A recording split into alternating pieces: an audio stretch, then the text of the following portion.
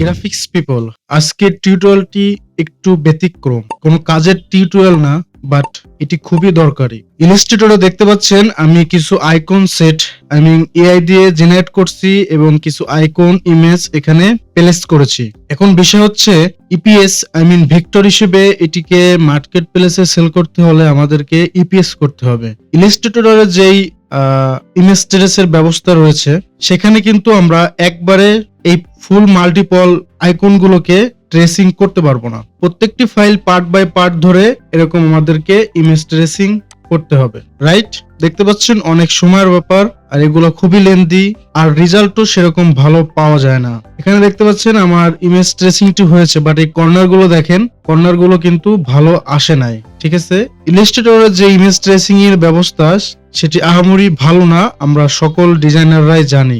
এখন কথা হচ্ছে আমি কিভাবে এআই জেনারেট ফাইলগুলো ভেক্টরে রূপান্তরিত করি। আমি সাধারণত ইমেজ ট্রেসিং এর জন্য অ্যাডোবি ইলাস্ট্রেটর ব্যবহার করি না, বিভিন্ন ওয়েবসাইট ব্যবহার করি, বাট সবথেকে বেশি ব্যবহার করি একটি সফটওয়্যার। তার সাথে আপনাদেরকে পরিচয় করে দিচ্ছি, সেটি হচ্ছে ভেক্টর ম্যাজিক। এই সফটওয়্যারটি খুবই সোজা, বাট এটা পেইড, কিন্তু ফ্রিতেও ব্যবহার করা যায়, যেটা আমি ভিডিওর শেষে বলে দিব।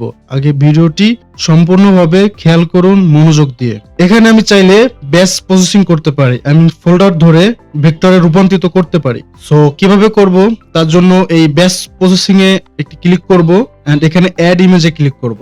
ওকে, এখানে হচ্ছে আপনার কাঙ্ক্ষিত যে ফোল্ডার বা কাঙ্ক্ষিত যে ইমেজগুলা, এই ইমেজগুলো আমি দেখিয়েছিলাম ইলাস্ট্রেটরে, এগুলো আজকে ভেক্টরে রূপান্তরিত করব। তার জন্য সকল ফাইলগুলোকে সিলেক্ট করে ওপেনে ক্লিক করব। দেখতে পাচ্ছেন এই সফটওয়্যারে আমার সকল ফাইলগুলো ইম্পোর্ট অলরেডি হয়ে গেছে। এন্ড দেন কি করতে হবে, এখানে দিব নেক্সট। এখানে কিছু সেটিংস এর কাজ আছে, খেয়াল করবেন, সঠিকভাবে করতে পারলে রেজাল্টটা ভালো পাবেন। তার জন্য এখানে চলে যাব অ্যাজ রিকমেন্ডেড, দেখতে পাচ্ছেন resize policy, as recommended better, image type auto detect better. এখানে যা আছে সবকিছু আমরা সেম রেখে দিব, বাট শুধু কালার মোডটা দেখতে পাচ্ছেন এখানে কাস্টম কালার দিব।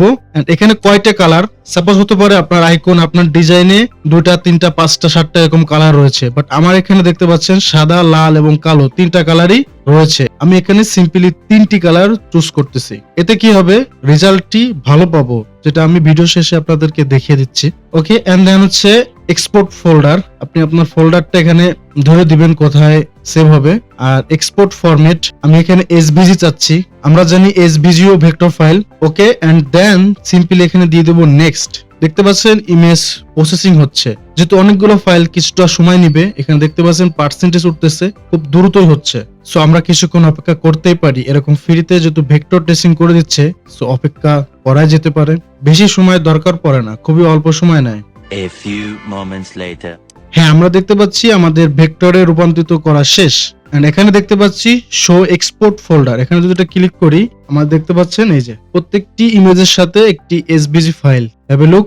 এখন আমরা যদি এর একটা সাপোজ ইলাস্ট্রেটরে, এই যে দেখতে পাচ্ছেন ইলাস্ট্রেটরে আমরা ওপেন করি, এই যে দেখেন রেজাল্টটা দেখেন, এখানে কর্নারটা দেখেন, ঠিক আছে, এই যে কর্নার গুলো খুব সুন্দর আসছে না, এবং রেজাল্টটা আসানো খুব ভালো। আর মুদ্রা কথা হচ্ছে আমরা একসাথে অনেকগুলা করতে পারছি, যেগুলো আমরা অ্যাডোবি ইলাস্ট্রেটরে করতে পারি না। প্রত্যেকটি ফাইল আলাদা আলাদা ভাবে করতে হয়, সময়ও অনেক বেঁচে যায় এক্ষেত্রে। সো এই ভেক্টর ম্যাজিক সফটওয়্যারটা আপনারা কিভাবে পাবেন আমি আপনাদেরকে বলি ফ্রিতে। এটা একটি পেইড সফটওয়্যার, বাট আমরা যদি যে কোনো ওয়েবসাইটে যে জাস্ট সার্চ করব হচ্ছে গেট ইনটু পিসি ভেক্টর ম্যাজিক, সার্চ করে এন্টার করব, এন্ড প্রথম যে লিঙ্কটি আসবে এটাতে ক্লিক করব। এন্ড এই যে সফটওয়্যারটা দেখতে পাচ্ছেন এখানে টোটাল ডাউনলোডের প্রসেসিং রয়েছে। সো আজকে এতটুকুই। আজকের ভিডিওটা কেমন লাগলো আপনারা জানাবেন কমেন্টে, আর আশা করি আপনারা আমার সাথে থাকবেন এরকম নিত্য নতুন tips and tricks related graphics design সম্পর্কের ভিডিও পেতে। এছাড়াও গাইস আপনারা বলতে পারেন